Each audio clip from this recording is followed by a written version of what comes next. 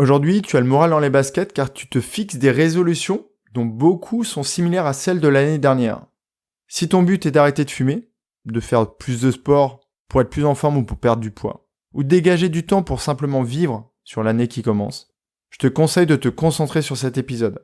Aujourd'hui, je te présente une étape indispensable pour que tu puisses définir des résolutions ou des objectifs que tu pourras enfin atteindre.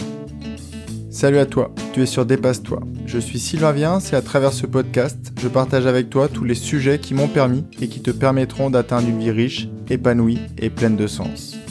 Si tu veux profiter de chaque épisode dès qu'il sort le mardi, je te conseille de t'abonner via ton lecteur de podcast préféré. Tu peux aussi m'aider en me laissant une note positive sur ta plateforme d'écoute. Et surtout, je t'invite à le partager aux personnes à qui tu tiens et qui pourraient aussi en bénéficier. Pour aller encore plus loin avec moi, tu peux te rendre sur mon site sylvainviens.com, t'inscrire à la newsletter et participer au challenge que je t'offre. Dans cet épisode, je vais donc t'accompagner sur peut-être quelque chose que tu fais déjà, mais pas forcément de la manière la plus optimale ou pas de la manière très constructive dont je vais te parler. Le début de l'année peut être extrêmement stressant. Au-delà de la fatigue engendrée par les vacances et par les différentes fêtes, on fait inconsciemment ou plus ou moins consciemment le bilan de l'année. Je suis vraiment nul, je continue de fumer alors que je m'étais dit que j'arrêterais l'année dernière. Ou encore, j'avais prévu de me muscler pour éviter tous ces soucis d'eau et j'ai strictement rien fait. En fait, avec toutes ces pensées en tête, tu t'en veux et tu arrives à la conclusion que les résolutions, c'est du bullshit. Bon, tu peux constater que la vulgarité passe mieux quand on utilise une langue étrangère. Mais ne te blâme pas trop, car en fait, rien n'est figé dans le marbre.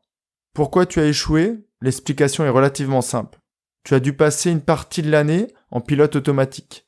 Et si tu m'écoutes depuis quelque temps, tu sais que malheureusement, ce pilote automatique, par défaut, il nous dessert plus qu'il nous sert dans le quotidien. Donc, en faisant ce pseudo-bilan, tu finis le moral dans les baskets, en te disant « je changerai jamais.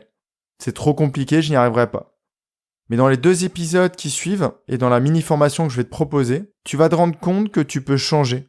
Tu peux définir des résolutions et surtout tu peux les atteindre. Si tu es encore là à m'écouter cette année, c'est que tu as bravé les frustrations et la difficulté des réponses aux questions épineuses que je t'ai invité à te poser. Tu es vraiment sur le chemin. Et je sais qu'on aimerait en voir le bout. C'est un peu comme quand tu cours et que tu découvres un nouveau parcours. Tu vois une ligne droite, interminable. Et enfin, quand tu arrives au bout de la ligne droite, tu vois qu'après le virage, rebelote, c'est la même chose. C'est pourquoi il faut absolument que tu prennes du plaisir dans tous les efforts que tu vas fournir pour atteindre les résolutions que tu vas te fixer cette année. Malheureusement, aujourd'hui, si tu n'es pas dans la posture d'accueil dont je t'ai parlé dans un épisode précédent, l'exercice que l'on va faire ensemble pourrait être compliqué. C'est jamais évident de remettre le nez dans ce qui n'a pas été. Donc avant de vraiment démarrer le sujet, je voulais te proposer une petite pratique qui ne prendra que quelques secondes, à savoir t'ancrer sur les phrases que je vais te proposer. La première de ces phrases, le passé ne laisse présager en rien de ce que va être mon futur. Je ne suis plus qui j'étais hier et je ne suis pas encore qui je serai demain. La deuxième de ces phrases, j'ai échoué, j'échoue et j'échouerai, mais je me relèverai plus fort, plus sage et surtout avec des leçons que je réappliquerai tout au long du reste de ma vie. Et enfin la dernière, les aspirations ou résolutions que je vais me fixer me donnent un cap, mais je dois surtout me focaliser sur le chemin pour atteindre cette destination. Dans cet épisode, tu vas donc comprendre pourquoi faire le bilan de l'année écoulée est primordial pour que l'année qui commence soit vraiment celle que tu attends. Car ce n'est pas en reproduisant les mêmes comportements que ton année sera différente. Au même comportement, tu obtiendras les mêmes résultats. Ce bilan va te permettre en fait de comprendre ce qu'il faut que tu gardes, ce qu'il faut que tu changes ou ce qu'il faut que tu fasses disparaître de ce que tu fais dans ta vie de tous les jours. Mais surtout, il ne faut pas que tu aies des regrets, que tu ressentes de la colère envers ce que tu as fait l'année dernière. C'est pas le but. Si tu es là aujourd'hui, c'est que tu as pris conscience que tu pouvais changer et qu'il y a des choses que tu faisais qui ne te font pas avancer dans la direction que tu as choisie. Quel que soit le moment de l'année durant lequel tu vas écouter cet épisode, tu peux faire cet exercice sans attendre la fin de l'année ou sans attendre d'avoir à réaliser ou définir des résolutions. Ce qui est important dans cet épisode, c'est que tu comprennes que faire un bilan plus ou moins formel, c'est vraiment indispensable. On pourrait reprendre l'image de ma dernière capsule, l'habitat. On va imaginer que tu as construit une première maison, et comme pour chaque première fois, certaines choses sont à revoir ou ne se sont pas bien passées. Par exemple, tu en as marre de partager l'unique vasque de la salle de bain avec ton conjoint ou ta conjointe ou tes enfants. Ou alors c'est horrible de devoir aller dans le garage l'hiver pour aller prendre les légumes. Et là tu te rends compte que par exemple une arrière-cuisine te serait bien pratique. Tu as donc défini des axes d'amélioration dans tous les coins de ta maison. En revanche, il faut aussi que tu repères les points positifs. La taille de ta chambre par exemple, l'aménagement que tu as dans les placards, ou le choix du carrelage que tu as fait dans la salle de bain. Donc la prochaine fois que tu vas lancer un nouveau chantier, tu devrais te rappeler de ces points-là. Malheureusement, comme j'ai dit souvent, le cerveau, il est contraint ou perturbé par des biais cognitifs. Et par exemple, il y a un biais, le biais de négativité. On a tendance à se rappeler ce qui est négatif dans notre vie plutôt que ce qui est positif. Donc pour le prochain chantier, tu vas plus te rappeler des points négatifs, ce qui est plutôt pas mal. Et malheureusement, tu risques d'en oublier si tu ne les as pas écrits ou notés quelque part. On reviendra dessus un peu plus tard. Mais l'idée, c'est de garder aussi ce qui a été positif. Et si tu ne fais pas un bilan formel, tu ne peux pas t'en rappeler. Ou tu t'en rappelleras beaucoup plus difficilement. Donc pour que ta prochaine maison soit parfaite, ou tout du moins plus agréable à vivre que la précédente, tu dois faire le bilan pour reproduire les points forts, améliorer ce qui a amélioré, définir donc des axes d'amélioration, et faire disparaître tous les problèmes que tu avais dans cette maison. Dans la vie, c'est exactement pareil. C'est pourquoi, aujourd'hui, au lieu de définir des résolutions, je te propose de faire le bilan, donc constructif, pas dans le sens construction, mais dans le sens bénéfique. Un bilan positif de ce que tu as fait, et même des tempêtes que tu as traversées. Ce point va donc te permettre de voir tout ce que tu veux garder, retirer ou planifier pour l'année prochaine. Et c'est à partir de ça que tu vas pouvoir définir des résolutions. Comment on le fait ? Si on le faisait pour la maison dont je viens de te parler, je te proposerais tout simplement de parcourir cette dernière en ouvrant toutes les portes et en notant tout ce qui te vient à l'esprit, toutes les actions que tu réalises dans chacune de ces pièces. Si jamais tu as mis en pratique l'écriture dont je t'ai déjà beaucoup parlé dans les épisodes précédents, tu as simplement à réouvrir ton cahier et à parcourir les différentes pages. Sinon, ce que tu peux faire, c'est prendre un planning de l'année passée.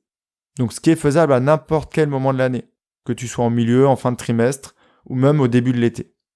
Imagine donc que pour chaque pièce, ou plutôt chaque mois de l'année, tu notes ce qui t'a gêné, ce qui t'a plu, ou ce que tu aurais aimé améliorer ou faire. Par exemple, en septembre dernier, tu as découvert mon podcast. Tu peux te poser la question en quoi cette opportunité t'a apporté quelque chose.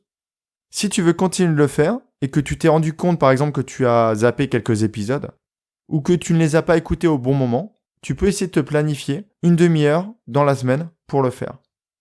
Donc l'idée de la résolution, c'est de continuer d'écouter mes podcasts, mais c'est pas suffisamment précis. L'idée est donc de définir une plage horaire d'1 quart d'heure pour écouter le podcast, et pourquoi pas un autre quart d'heure pour y réfléchir, ou pour lire la newsletter que je t'envoie plus tard dans la semaine. Prenons un autre exemple. Tu as pu constater que le meilleur mois de l'année, ça a été août. Ok, tu étais en vacances, chose qui malheureusement n'est pas possible toute l'année. Pourquoi est-ce que c'était bien ? Tu étais sur la côte, peut-être que tu aimes l'océan. Comment tu peux faire en sorte pour le revoir le plus souvent possible dans l'année ? Peut-être que c'est simplement parce que tu lisais. Est-ce qu'il est possible dans l'année prochaine, l'année qui arrive, que tu définisses des créneaux de lecture ? Prenons un mois qui a pu être difficile, le mois de novembre par exemple. Tu as constaté que tu avais le moral dans les baskets. Le mois était très pluvieux et tu t'es rendu compte que tu faisais plus suffisamment de sport. Comment tu peux résoudre cela ? Est-ce que c'est par l'achat d'un rameur ? Par un abonnement en salle ? Ou tout simplement par le fait de changer d'état d'esprit vis-à-vis du temps ? Peut-être que ce mois a été difficile pour d'autres raisons. Tu as peut-être traversé une tempête de la vie. Peut-être que c'est un mois où il y a des dates d'anniversaire qui sont déprimantes, parce que tu n'as pas fait le deuil de certaines choses, ou parce que tu as de la rancœur envers des événements passés. Et ces événements reviennent tous les ans te hanter. Tu peux peut-être voir comment travailler ces points. Et à partir de ça, à partir de cette réflexion, tu vas peut-être pouvoir définir une résolution. Par exemple, je vais faire en sorte que la rancœur disparaisse de mon cœur. Mais comment tu vas mettre en place des actions qui vont te permettre de faire ça ? Je te rassure, c'est pas le but de l'épisode d'aujourd'hui. Aujourd'hui, on se focalise vraiment sur le bilan. Je pense que tu as compris l'intérêt de faire ça, et ce pour chaque mois. Tu repères ce qui a fonctionné, ce qui n'a pas marché, ce que tu vas corriger ou ce que tu vas supprimer.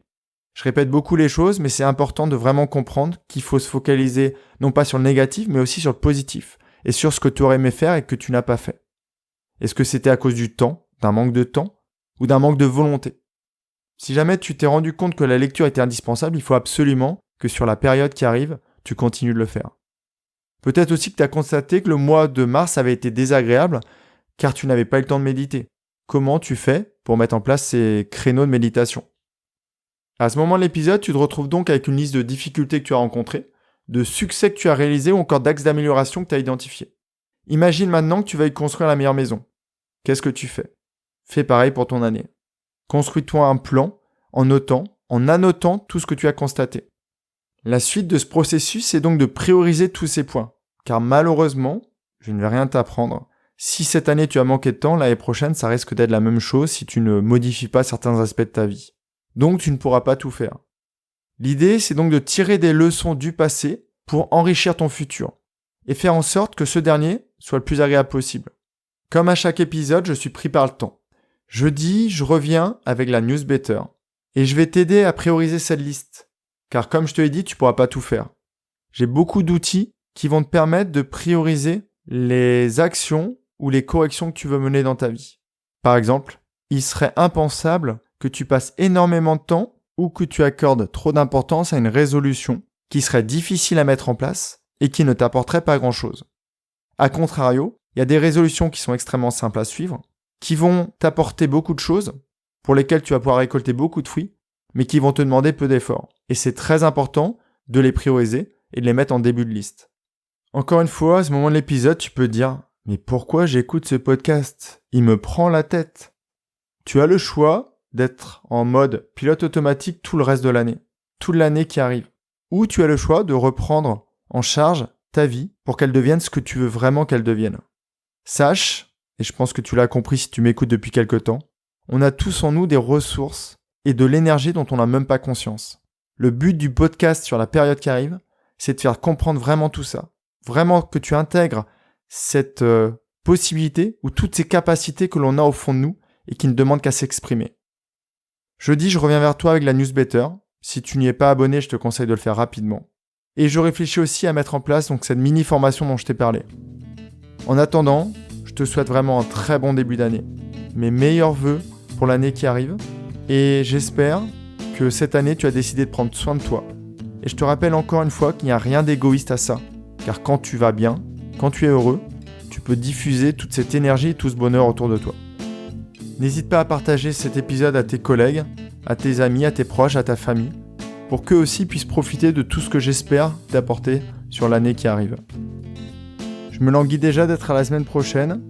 Je te souhaite une très belle semaine. Prends bien soin de toi et à très très vite.